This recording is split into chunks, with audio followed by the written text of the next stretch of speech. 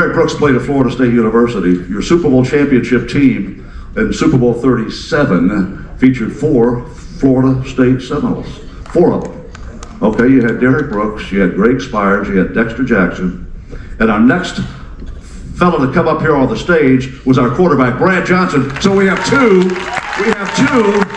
of the 4 starting Florida State Seminoles in that Super Bowl. Brad Johnson, you're the quarterback. Brad the Bull.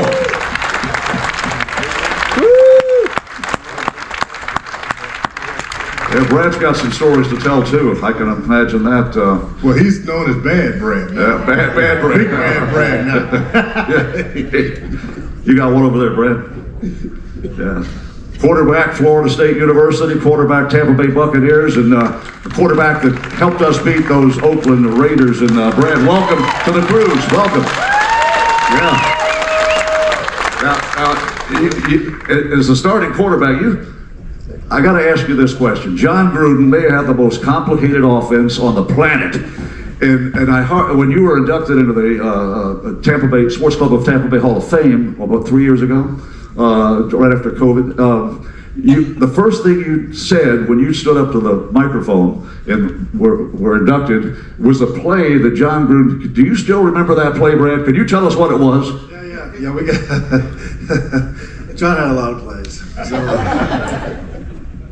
that play right there was green left west, U shift, F short, spire 2, U banana, Z over, heads up for H2 Miami. If you don't like it, you got 359 smoke. So that's kind of how it goes with John Gruden. But honestly, the first time, I remember I was actually playing for the Washington Redskins, and it was a Monday night game. My wife Nikki and we were watching the game, and they were playing the Jets, playing the Oakland Raiders. And that was right when Keyshawn had written this book called Give Me the Damn Ball. And I told my wife I would never want to play with that guy. Write that book. I mean, as a quarterback, I wouldn't have that. And then there's another guy on the other team, John Gruden. He was yelling at the other guy named Rich Gannon. And I said, I would not ever want to play for that guy either. So as it works out, I got to play for both of them. And it was a blessing in disguise, and as it worked out. But when John, my first meeting with John in February, when he got the job, I went to his office. It was a small little office, real dark there, watching film all the time. But he said, Brad, we've got an incredible team here, had an incredible defense. It's been, obviously, put 4 Hall of Famers in there now, but he says, we're going to challenge our defense. And he says, how's Derrick Brooks and Rondé Barber and John Lynch and Simeon Rice and Warren Sapp, how are they going to stop blast off the joker right X short 22X drive halfback burst? How are they going to stop triple right F right 358 Nebraska X seam? Like, we're going to challenge our defense. And I remember the first 7 on, there's a drill called 9 on 7. And so basically they don't have corners, we don't have our receivers. But it's just, we're going to run the ball and they're going to stop the run. It's that simple. It's run on run. But the very first play was weak right, fake 14 Charlie, naked left, halfback slide. And so basically it's a fake to Mike Ostad, who in the drill you should hand it to number 40. But we actually faked it to him and then threw to Michael Pittman up the sidelines and touchdown. And we go! Celebrating a touchdown in 9 on 7, which you don't really do. But I remember Sapp going, "Is that what we're doing?" And John was like, "That's what we're doing."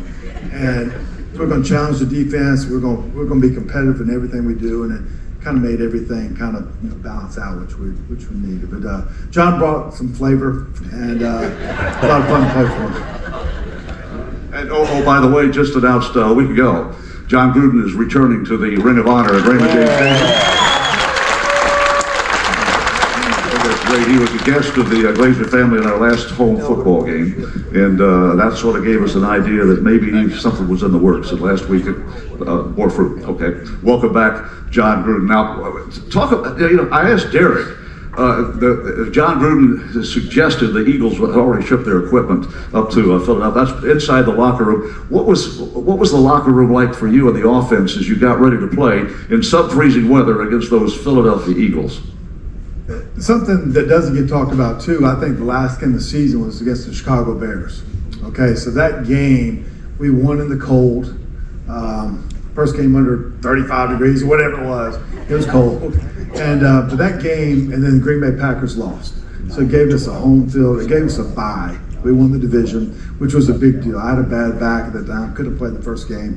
And so we got there and playing against Philadelphia in the NFC Championship game. We'd lost, honestly, the prior 2 playoff games against them. We lost a kind of a non-game against them in the last game of the season. It didn't matter.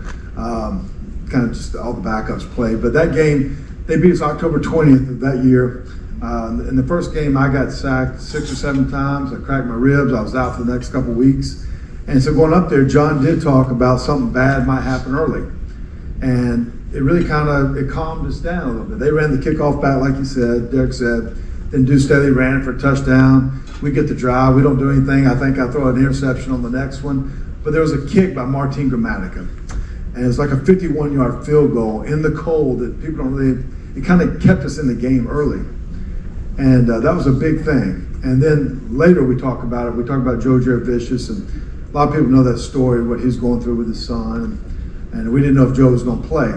And but Joe showed up, and there was a play called triple left 83 double smash X option. So basically on this play, there's 2 corners, 2 flats, and then Joe's going to run over the middle. Sometimes you call it like a jerk route, where you kind of make the back look like a jerk. You're going to fake him out. And on that play, I was getting ready to check out of the play. Okay. I thought they were going to blitz.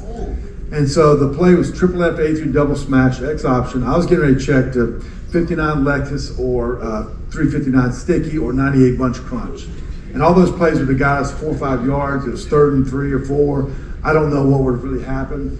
And then honestly, we do a dummy count. Yellow 88, yellow 88, just to see if any movement happens. And to me, if I check out the play, I don't know what really happens that day, to be honest with you. And Joe catches it over the middle, and you got the tagline of it all. And that was the momentum builder. We scored a touchdown with Mike Allstott after that. But that play was, I think, one of the most pivotal plays in Buccaneer history in that day. So that was a special play for all of us. You go, Joe.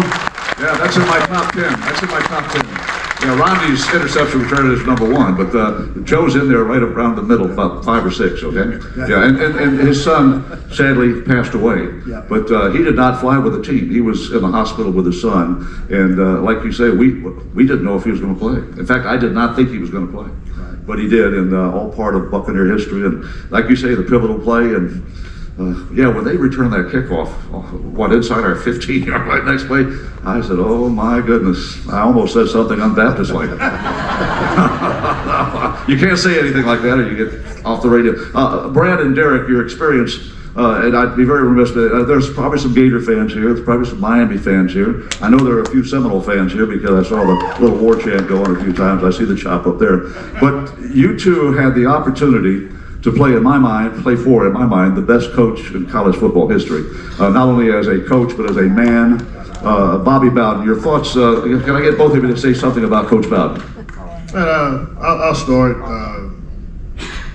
When I was asked then to speak at his homegoing ceremony by Miss Ann, that was the ultimate honor and respect that I could ever have by anybody in life when she and her family asked me to do that.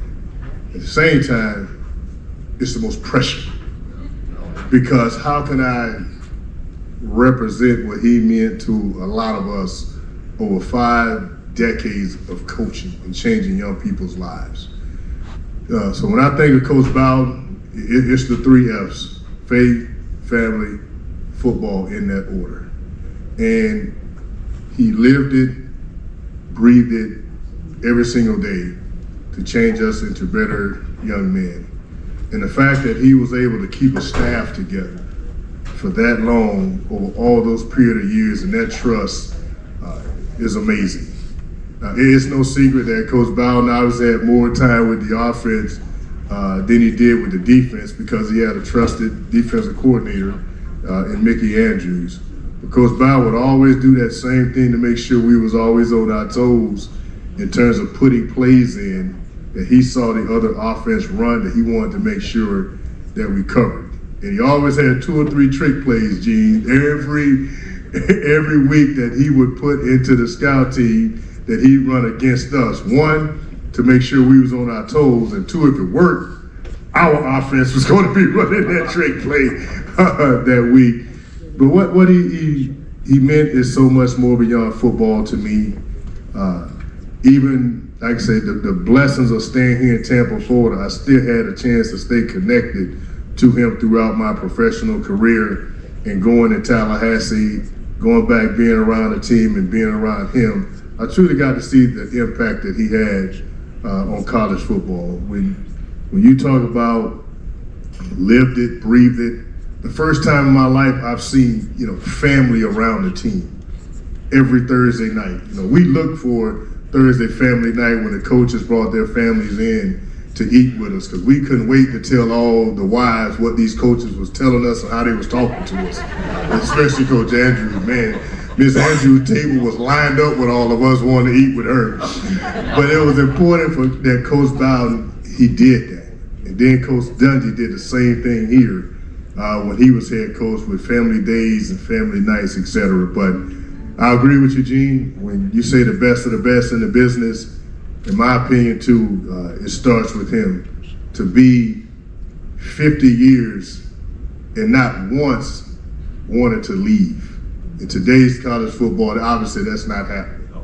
But for him not to even want to leave and continue to affect young men's lives between the 18 years of 17 to 21, I salute Coach Bowden, and I'll always be grateful that I made the decision to go to Florida State. Brad, was Bobby's offense as complicated as John Gruden's? That's a little different, to be honest with you. But let me just say something real quick on that too. But I'm from North Carolina, and he came and visited me. He gave a speech, he talked to me in my house, and then after he did that, he said, "Do you have any questions for me?" And I asked the 2 questions. I said, "Number 1, are you going to play the best players?" You know what I mean? He says, "That's what I'm going to do."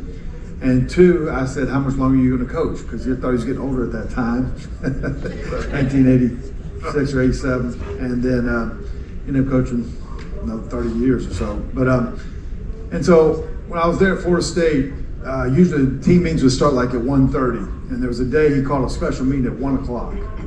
And on that day, we just won our 200th win, his 200th win. I told my roommate, Gene Howell, I said, "I think he's getting ready to retire. I think this is the day." It's like right in the middle of the season. I was young. And he actually gave his testimony. And it's pretty incredible that would happen during the middle of a season from a head coach, NCAA like that. It just doesn't really happen like that, to be honest with you, and for the most part. And then he went on to win, 300, some odd games. But in October 2013, they named Bobby Bowden Field. And I remember when we lined up, all the players, former players were back, and 300 or 400 players, however many it was, all the way out to the 50-yard line, and he's going to do the spear in the middle of the field. We weren't really talking about the championships or the whatever he had accomplished or however many games he had won. It wasn't really about that. It was really about who he was. And he was a great coach. He was a pastor. He was a man of faith. He was a man of just leadership. To have coaches stay, to have players stay, he was before his time, and so greatest of all time, to be honest with you. When I look back, I say that was my coach, and that was our coach, and so it's pretty incredible. But just real quick story on this football play calling. He was kind of he was wise like a fox, And one day I was having to give signals, and so he said it's just me and him on the sidelines, and the team was out there. The other team was all on the other sidelines. It was a scrimmage game. And he said, "Brad, RC 268 Cobra." So I went, "RC 268 Cobra." And so the quarterback completed like a hitch. And I said, "What's the next play, Coach?" And he said, "RC 268 Cobra. RC 268 Cobra." And then completes, hits a corner, and so I said, "What's the next play, Coach?" He goes, "RC 268 Cobra." I thought he was going through like, it's crazy. And he says, "Brad, I know what I called. I think it's going to work again." So he was like that. So he was a great play caller and great coach. Great stories of the one and only Bobby Bowden. Now, how about these 2 players here? They play their college career for head coach Bobby Bowden, They play their professional career, except for 1 year, with, I think, one of the finest men to ever live on the planet, Tony Dungy. And a tremendous coach, a builder of teams, a builder of men, and a builder of families. And you've already addressed a little bit of what the family day, but just a blessing, I think, to play for those two great coaches. What do you think? Yeah, it doesn't get any better than those two. When, very similar traits in terms of the men they are, those disciplines, then you think about it. And Coach Dungy came, to our team at a pivotal moment where we needed consistency. We did, as a franchise, that got lost over the years. And he just brought consistency of how we're going to do business with a single focal vision that never wavered. When you say a Coach Tony Dungy's schedule, when he puts it down, meetings start at 9:11 a.m., it started at 9:11 a.m. When you see those clouds, us in Tampa, Florida, we know in the summer, we're one of the lightning, I would say capital of the world. Coach Dungy's not moving practice. I know one of my favorite, I tell this to our favorite Brad Culpepper stories, is we're at the University of Tampa. It's that time of the day around 4:30 to 5 o'clock. We all know the clouds are changing. Hey, it's been a rain for 30 minutes. Then it's going to get real hot and humid. So that for 30 minutes, it's okay to wait it out. Nah, Coach, we see the clouds coming. This is his first year, so he don't really know the summers. Like, Coach, we tried to tell you what's going to happen, man. You see them clouds black? You see those sparkles, man? It's right up here on us. So, the roars are coming and we still practicing. So Brad goes over to Coach Dungy, say, Coach, with all due respect, you know where you're gonna go when you leave here. But for those of us that don't know where we're gonna go, we go inside.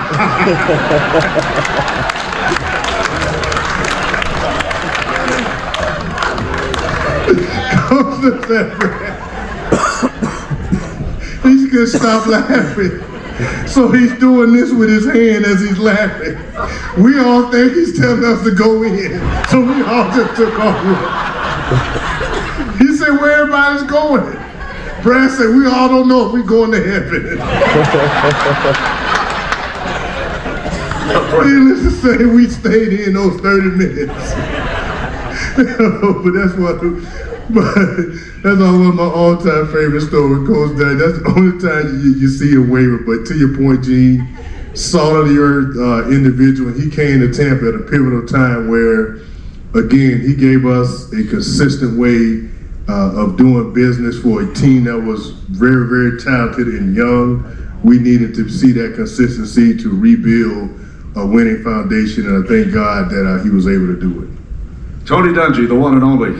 The one and only. Woo! He's in the Hall of Fame. He gets a gold jacket. I know you're on a tight schedule. You got to get out of here in about 5 minutes. In fact, we're almost keeping you overtime. But a final thought perhaps from you, Derrick, so we can get you on that airplane? Again, I'm just very, very grateful. Obviously to have teammates like Brad, Dexter, and a lot of the men that'll be played here. And again, I gotta tell one of my most favorite Brad Johnsons. Can I tell my Brad Johnson story of you in Minnesota when you didn't check out of a blitz? Can I tell that story? I want to hear it. Yeah, I still feel the effects today. Go ahead, I'll clear it up right there with you. Go ahead. So, Brad's with Minnesota. They're lighting it up early in the season. We're going up there to play them in the dome, and we had shown where I don't do a lot of blitzing. Our scout report, Rondé did a majority of the blitzing. So this particular week, Monty Kiffin decided to change it up. Derrick, you always the scouts on the weak side of the blitz, man. This time we're gonna send you. Promise you, Brad will never see it. He thinks he's smart, never see it. Now it's like, man, Brad's smart. Brad gonna check out this, man. He gonna go back, get a double move on the backside. You gonna see Donnie Abraham one-on-one. It's gonna be a touchdown. But okay, this is what you wanna do. So we get ready to line up, and sure enough, I'm showing like I'm gonna come. Brad looks over at me, smiles, I say, oh boy, he doesn't know I'm coming. I'm saying this in my mind. I say, the bull doesn't know I'm coming. Then he's going through his regular snap count. Man, he snaps the ball, and Brad's drifted to his left, and he's looking left, and I'm coming from his blind side. Yeah, I hit my good friend right here up here in the throat. and drives him down in the ground. I get over him, I say, I got you. But I felt bad, because Brad rolls over. Did continue to play, you did. You finished the game, but next week said Brad Johnson's out. Got a throat injury, can't talk. I'm like, knocked my man vocal cord out, man. So, again, we see each other later on. And, you know, he said, man, you could have tackled me around the waist, man. You could have looked out for us. I said, nah, Brad, I'm sorry. I had you dead right, man. I was good. But obviously, we went on to become teammates, man, and beautiful history together. And again, thank Brad, big supporter, Derrick Brooks Charities all over the years. Anytime I call on him to come to Tampa to help me continue to raise funds for our community, he's one of the first gentlemen to raise his hand and say he's all in. And my final words, Jeans, is thank you. Thank you to everybody out here for being a part of our Buccaneer family. Continuing to not just live the legacy of our guys, but live the legacy of our franchise. Even, like say, with my man Batman Woods over there, we genuinely, as I told the people that I took pictures with that told me you've been supporters since 1976, my 2 words was thank you. I really appreciate you guys deciding to spend your hard-earned resource with our Buccaneer family, and we reciprocate that in an effort that we try to give you to not only be the best team on the field, but the best partner in the community, that you can be a team that you're proud to be affiliated not only with us, but the teams that we continue to put out there each and every year. So my final thoughts again, Gene, is thank you. Tampa! Hey! Tampa! Hey! Derrick Brooks! Brad Johnson! Thank you all for attending today, learning a little bit more about your favorite football team. How about them Buccaneers? Let's fire